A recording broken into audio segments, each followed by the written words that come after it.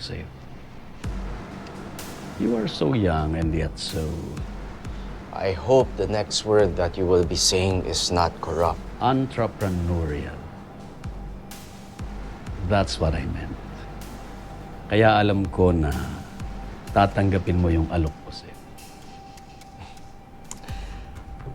Well, Sir Julio, since nakapag-research ka tungkol sa akin, siguro naman alam mo na hindi ako pumapasok sa negosyong wala akong kita.